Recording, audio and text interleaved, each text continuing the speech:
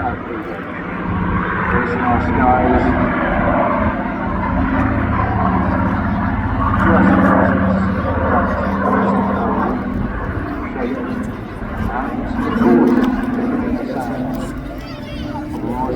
in this case, of course, because this was right at the tail end of development of the Spitfire family, it's harmonised and powered by a 2,000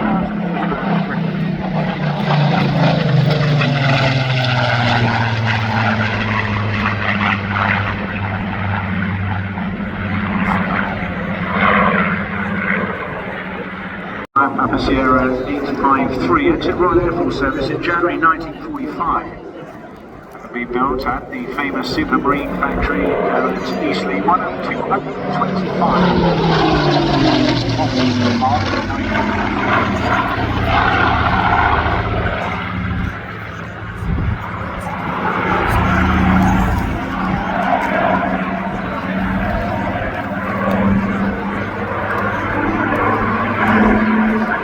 Represented here, we have unarmed high altitude Panzers aircraft.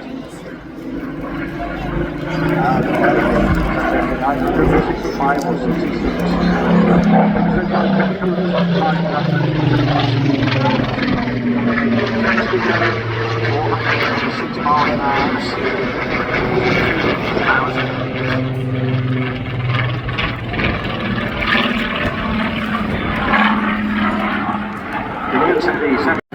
But not surprisingly, locally based, we've got John Hull now coming in what is also a very iconic but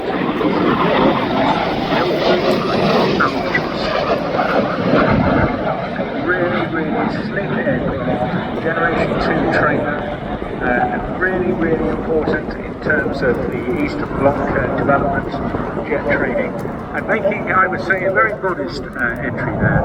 The difference being that whilst you're involved in this sort of work, all this being a Gen 2, when you see like the Gen 1 aircraft, you notice how, because they don't have the design and also they don't have the G mitigation equipment on board, they tend to take up a lot more space in the skies to do their manoeuvres.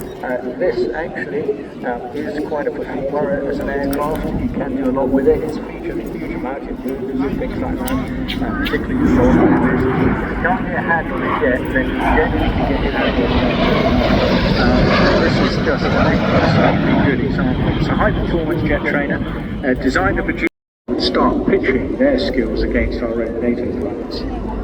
Designed during the 60s as a successor to the L-29 Delphin.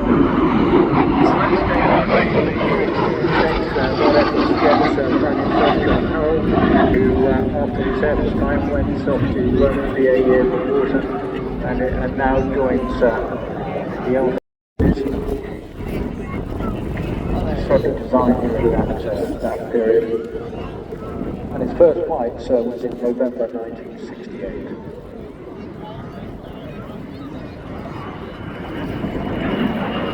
I was talking earlier about the amount of airspace the early generation jet aircraft took up. That was a very long turnaround by John there, but anyway, I thought for a moment he might have had an issue there. But we're getting back to the 30s now, when this venerable aircraft was virtually, almost not quite the same, it was a bird, it was almost extinct, but it was certainly a buzzer cellline that did the most fantastic job during the course of the Second World War. Trying that Navy wing tail was done, which was the thought.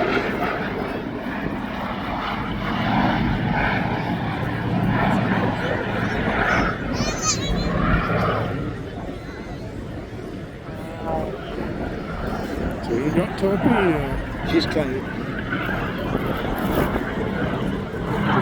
One of the most important aircraft that the Navy ever operated. Luckily now, this amazing torpedo aircraft with a huge, great Bristol Pegasus 9-cylinder radial engine on the front, giving it about 750 horsepower. You'd expect to go quite quickly with that, but of course this is a large lumbering aircraft. Refer to as the string bag, a little bit more about that later, but in the midst of Mark Jameson today, able to show you the dexterity and capability of this marvellous machine. Turn on it down. Designed initially by the Fairey company, began as a private venture to satisfy a need to replace the Greek Fairey Mark III aircraft.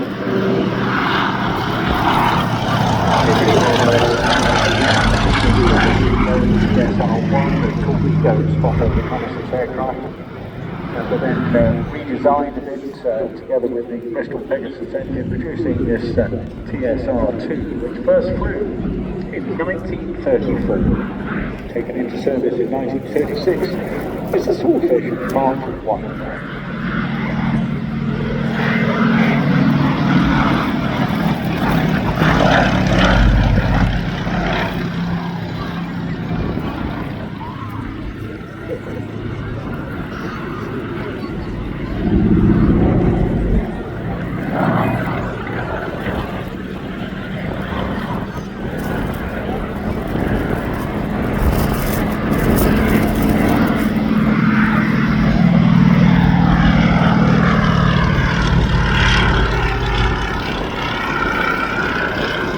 As I hinted at a little earlier on, though, by the start of World War II, right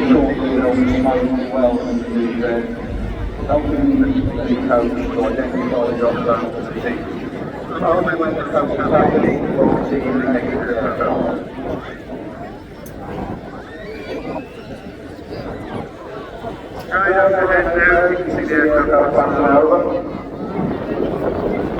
Somebody see the red smoke. That makes the team ready to go.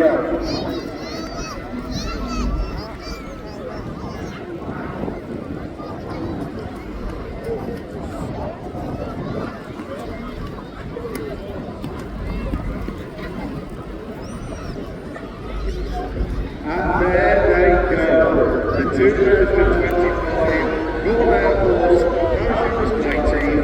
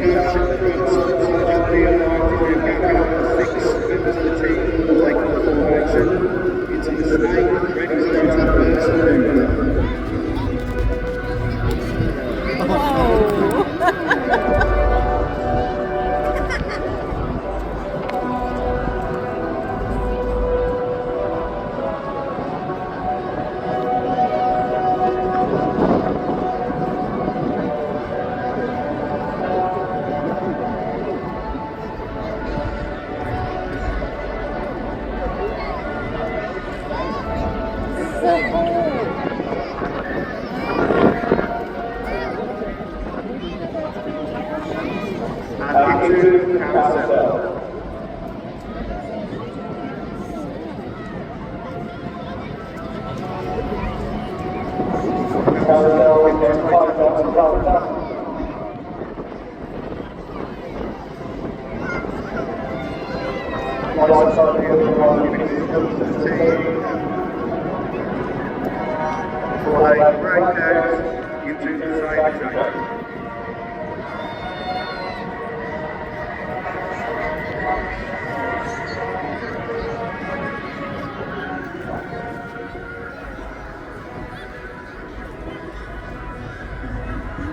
The two parachutists off the left flying today.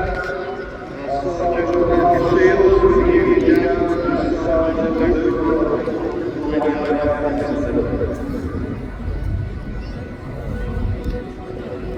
and as the team starts to manoeuvre their way to the drop zone now, they will definitely be able to hear you. So please give them a big round of applause.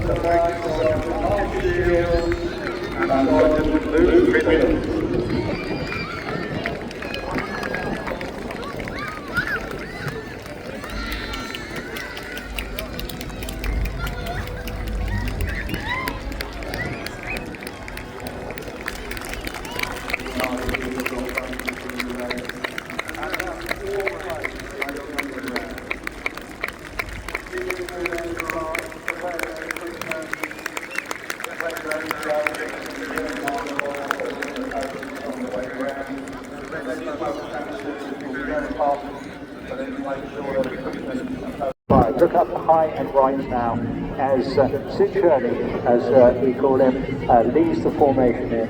And this is a very, very tight show indeed. Not a minute is wasted. Extremely well made. You see lots of formation and individuals. Please welcome Team Raven.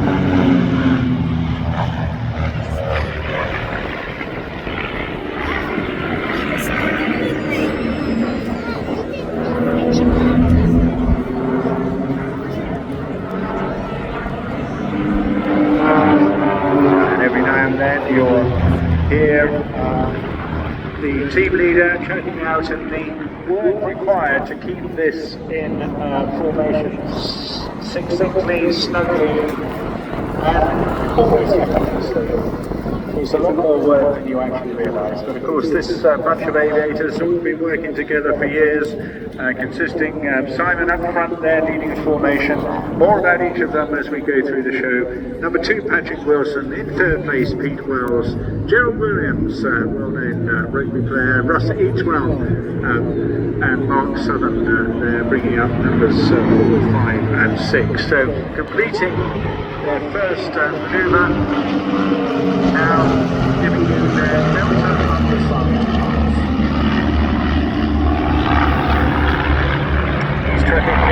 Aircraft got great performance, maximum speed around 230 miles an hour, but good G limits of +6 and -3, making it a very good aerobatic performance as well. But it's also a good tourer, it's a very comfortable cockpit area and a bit of room for your baggage as well.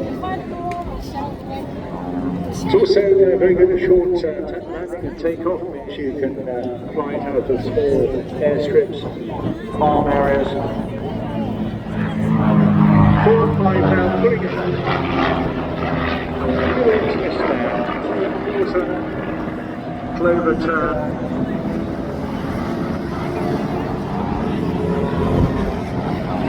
That's Gerald and Mark there completing that. Keep your eyes now peeled for 1, 2, 3 and 6. Still coming in for their box barrel. We'll just have a little listen in as they pull through that, and you'll hear the silk sounds of the formation. And they make it look so simple, but of course the work is all on the outside of that formation. Stick changes and rudder changes, much more subtle and more demanding. The leader just making sure that he keeps the trajectory. Meanwhile, 4 and 5 putting up in front.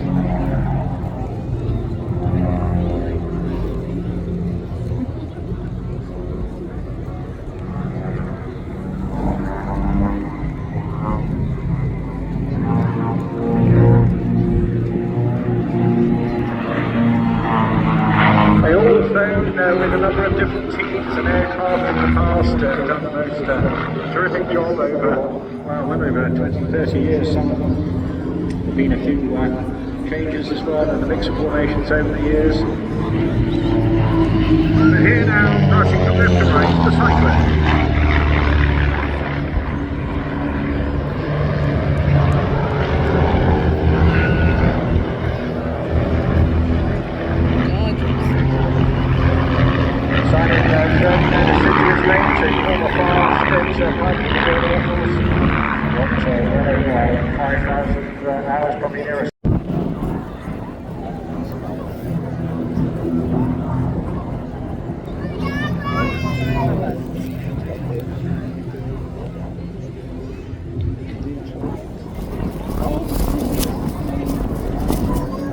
Some marvellous photographic opportunities now. Keep a close eye on the team that's listening to the cockpit for that command.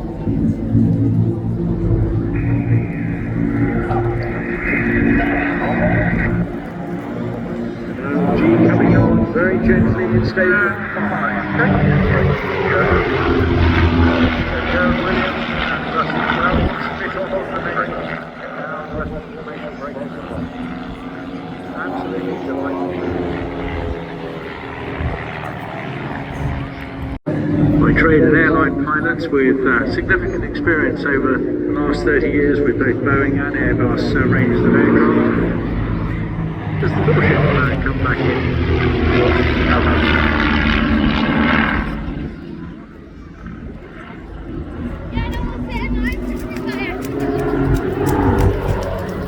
Expertly done, and so great to manage to get the team performing well. Still giving them the height to do that. Alongside Sid in positions 2 and 3, Patrick Wilson and Pete Wells. Pete Wells himself well known on the air display circuit as well, having amassed literally 6 or 7,000 hours.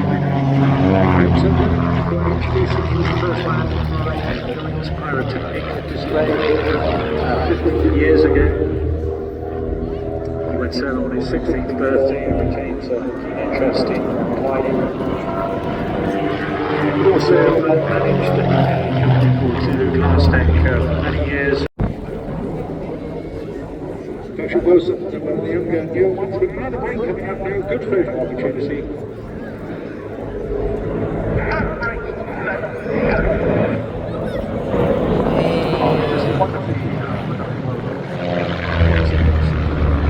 Into a big barrel roll as they come towards us, a bit like flying around a very, very large on-field barrel.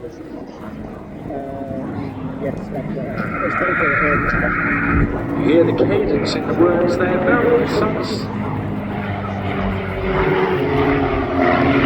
So everybody is in control of exactly the tricky time. It's a brilliant thing to be. Of course, this is the Raven Point.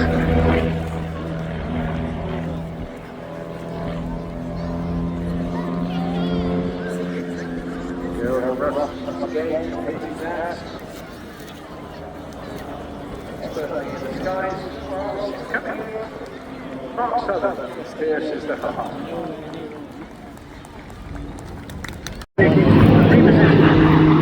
Right now, there's 1, 2 and 3, look at crocodile wings. So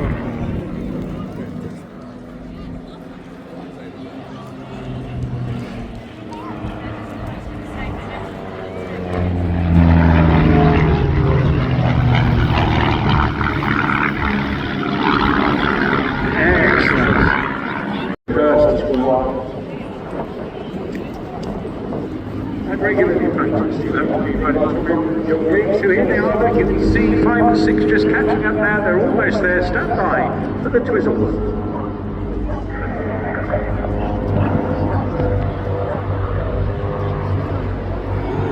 And then I think you'll agree with me, is the most delightful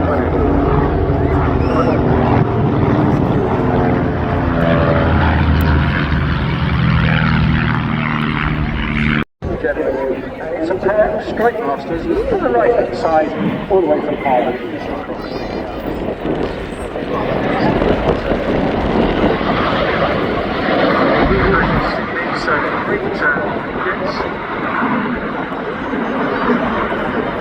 really see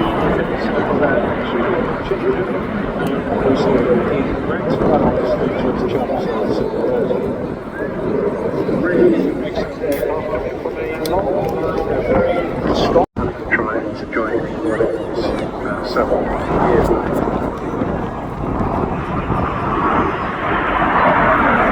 Also, very locally based in Custom Rollins, Aircraft Corporation, just really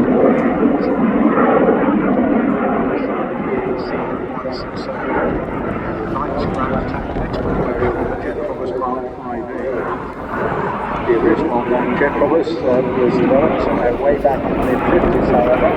That was to replace the hunted personal Provost with a rounded cockpit and a single motor bus, Rolls-Royce 5-pack engine, 5.3, given 3,500 pounds exhaust.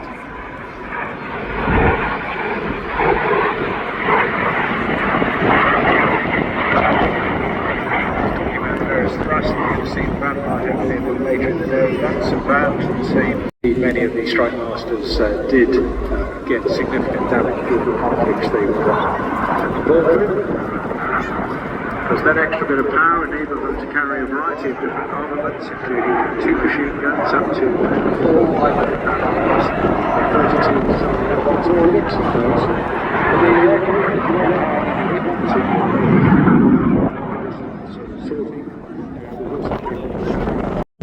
up early on as a parachute on pilots, operating his own Northern Ireland. Further said, it was in the early 90s that he was introduced clearly jumped to it like a duck to water, flying a Slingsby Firefly, winning his very first contest at Brighton in that same year.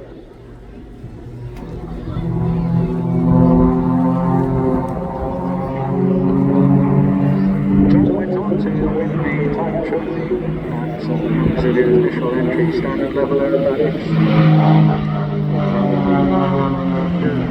1995, he acquired his own Zlin, a Czechoslovakian aerobatic aircraft.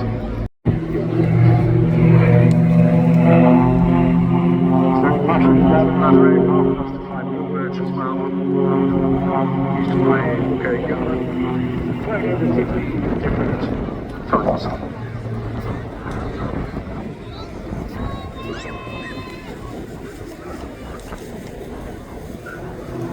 Speed, fines, tweaks, and improved over the last 30 years or so.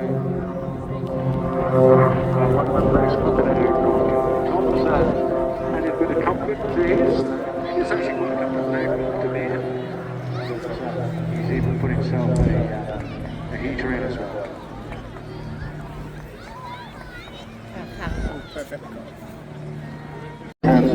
The last one was a bone, that one was a heart.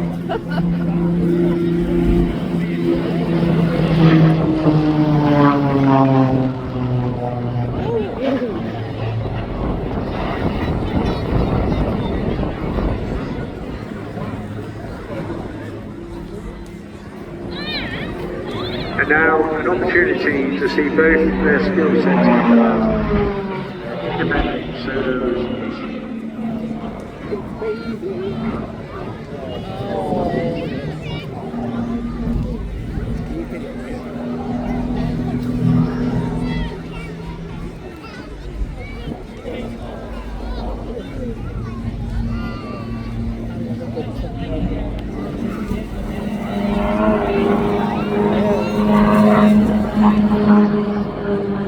Tom holding the attention now. Michael just wakes up in the sky, using all that energy and momentum, rolling it through, then letting it tumble, and then the harder bits eventually sail over engine and letting it fall through. Initially a flat spin, not a pleasant experience.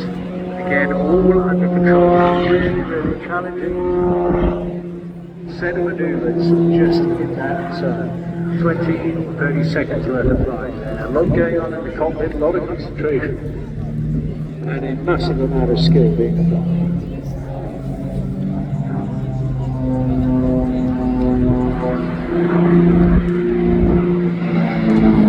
Next game, 100% speed, energy, hesitating rolls all the way up, letting the airspeed lead away before he lets it once again tumble and go. Really, really impressive. Holding the time with the G there. That's when all the blood rushes to your head. Tom is going to completely set up.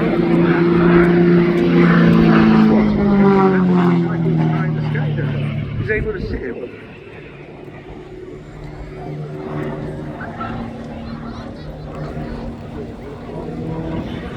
I've got a feeling he's just really enjoying that. So, Tom completes that, he'll pass out to the left-hand side sound of the way. Smoke is on, there's also smoke coming in from right. It's really to put it in, on the snaps. Was it over on his back before then tumbling? Really impressive performance. the onset of plus and minus gears, the thing that is really supremely physically fit as well to do this. Definitely practice it a couple of times a week.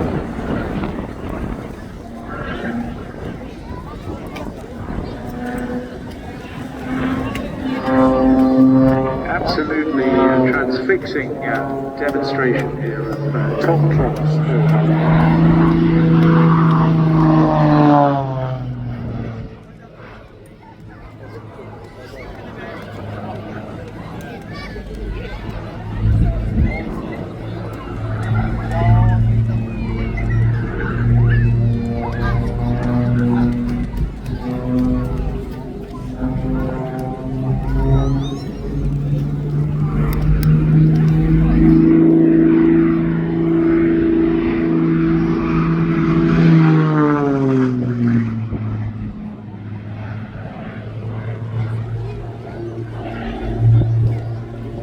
Down, testifying flying, and look who's on the wings.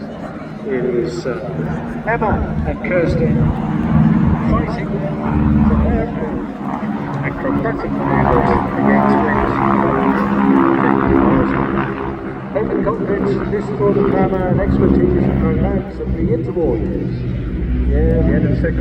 So much of the romance at that time. These wonderful aircraft, the Stearman, not standard, they have been modified to take the girls riding on the top of the wings. So, in the hands today, Dave Bale.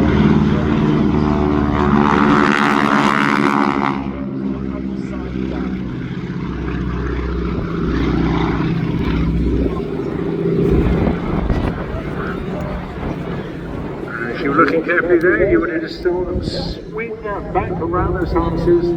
They are open cockpits.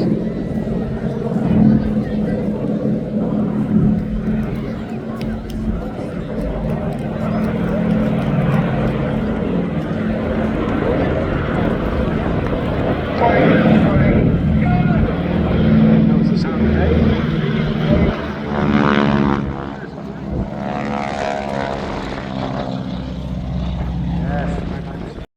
Aircraft.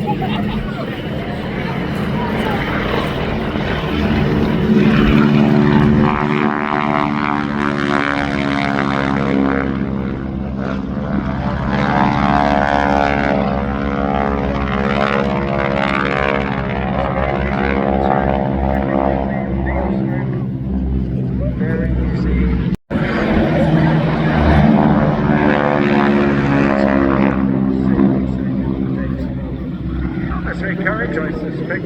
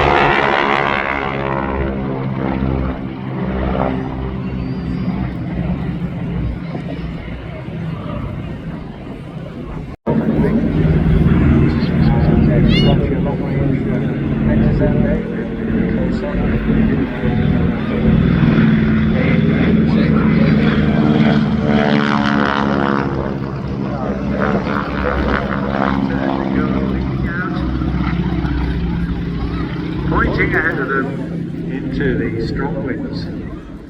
Again, requires a lot of strength.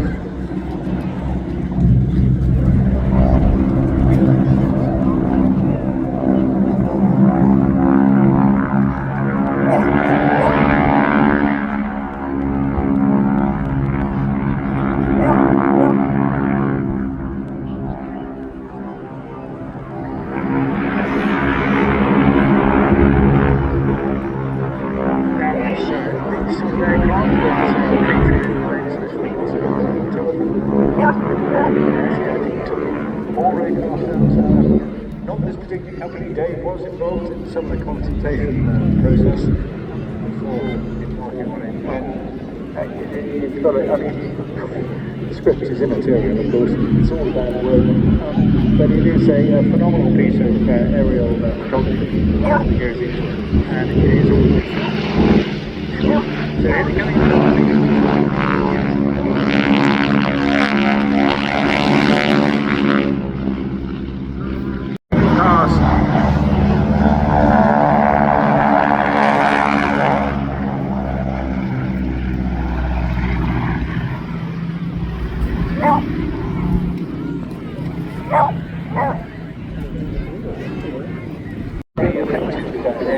Was the French made by David John Gibbs.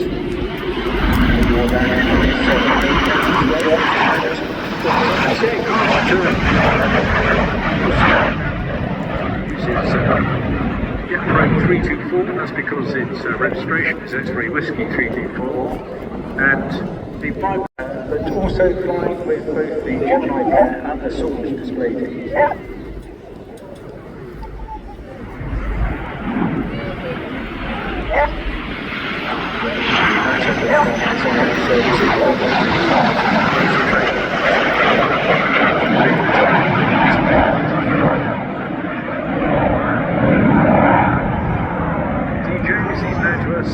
By Jeff Bell in 2007. He's done one of the most marvellous jobs keeping it in fantastic condition. State of restoration, turning it into the immaculate flying you see here. Very powerful facilities. Co-owners by both Jeff and Nick Snow, resident at East Midlands Airport.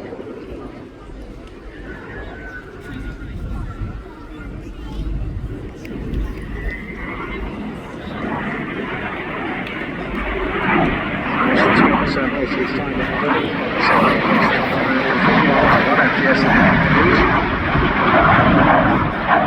he's there in the years that I am training. Transfer with back before then going on to Finning. Got a Rolls-Royce Viper 202 engine, able to fly up to 420 knots. A relatively decent range of G tolerance. They would fly and then became a fixed-wing instructor on the Firefly and the Tutor, serving as an example of the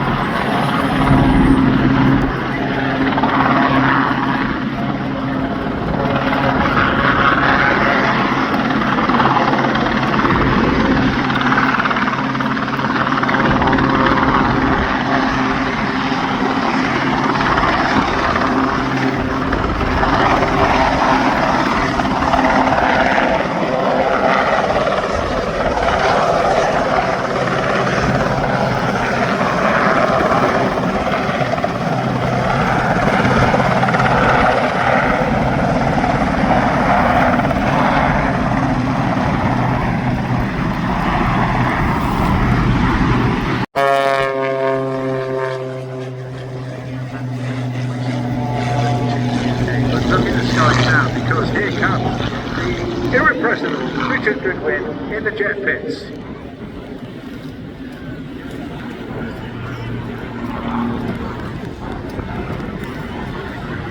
Now this guy knows a thing or two about pit specials, despite the fact that they're relatively old in generational terms, not this one though, but the design of the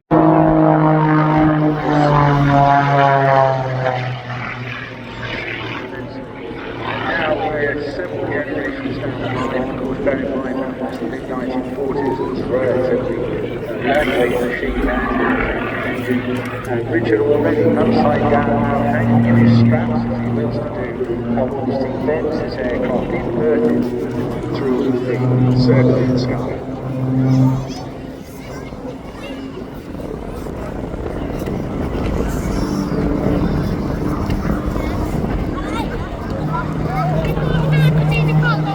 Gets bits out a bit of a habit of putting it skunk on the side of the aircraft.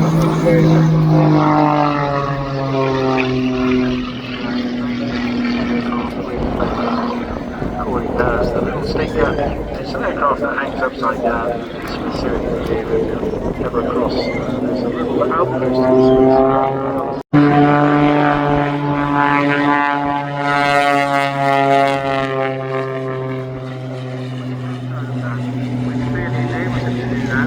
and his head's packing out. Yeah, good chance to give him away.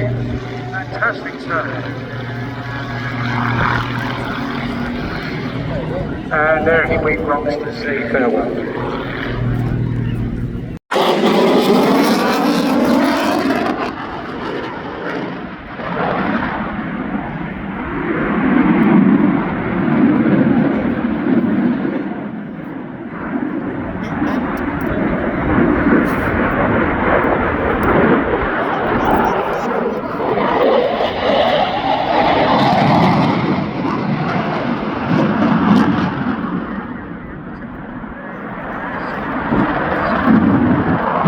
With these engines, but with a massive fourth generation technology here, the design of these wings, the onboard computer systems, the amount of data information, that is why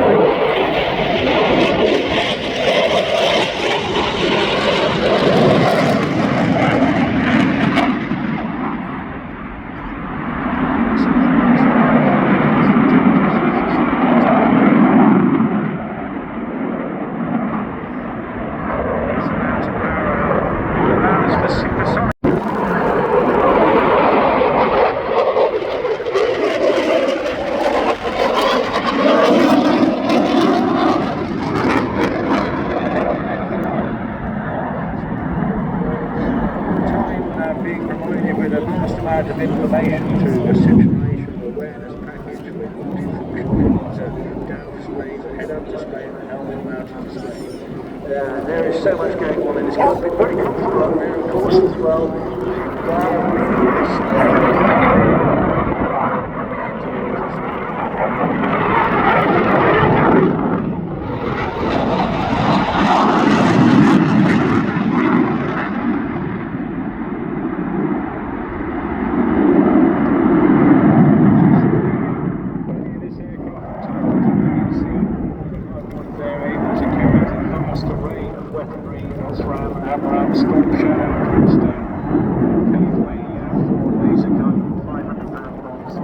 And a bit of room left for that 27mm Mauser cannon as well. So, nose splitting flight here as he pushes away from it.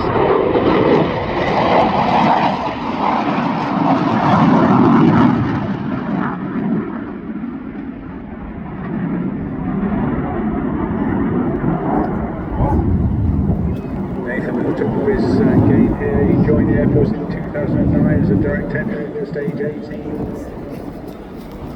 Finished his basic fast jet training on the Tucano and went through World War T2 before going on to the Tornado and then progressing. Now, fully fledged full-time